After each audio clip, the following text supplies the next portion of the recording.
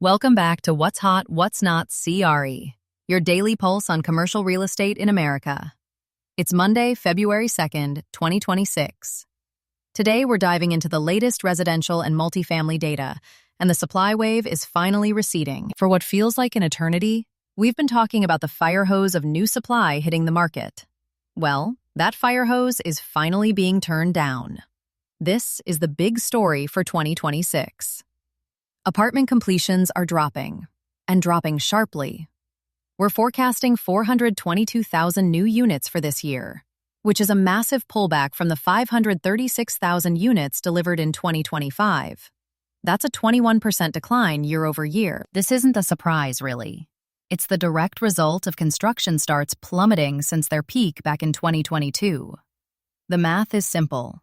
Fewer new units in the pipeline means tighter supply ahead. And we're already seeing the early signs of this shift. Nationally, vacancy is expected to ease just a bit, from 8.5% down to 8.4% in the second half of this year. It's a small step, but it's a step in the right direction. So where is the real heat right now? Look to the markets that didn't overbuild. The Bay Area is leading the entire country in rent growth. San Francisco is posting a stunning 5.9% growth rate, with San Jose close behind at 3.4%. Both are well above the national average. The Chicago multifamily market is also tightening significantly, with vacancy falling and rent growth outpacing the nation. And a huge turning point down in Dallas. For the first time since 2021, net absorption has outpaced new supply. That is a sign the tide is turning. Supporting all of this, mortgage rates dropped to 6.18% as of late January, providing a little tailwind for overall housing demand. Now, for what's not so hot. The Sun Belt is still working through a serious hangover from the 2024 and 2025 delivery boom. Many of those newly completed units remain unleased, and that's putting downward pressure on fundamentals.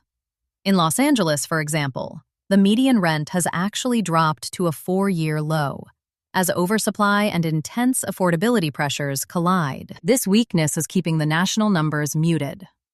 National rent growth is still quite modest. CoStar is projecting only about 1% growth by the end of 2026, and that national vacancy rate, while expected to improve, is still elevated at 8.5%. We don't expect it to meaningfully decline on a national level until very late this year. So in markets like Austin, Phoenix, and Tampa, it's still very much a tenant-favorable environment, with concessions and deals still very much on the table. So why does all of this matter? It means the great supply-demand imbalance is finally correcting itself. This construction slowdown is going to tighten fundamentals not just this year, but through 2027. The markets that showed restraint, the ones with minimal new development like those in the Midwest and the Northeast, are now reaping the rewards with market-leading rent growth. On the for-sale side, home sales are projected to be up 14% this year, as inventory climbs 20% year over year, giving buyers more options.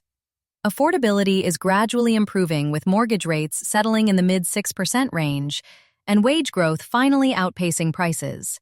The key takeaway here is that regional divergence is intensifying.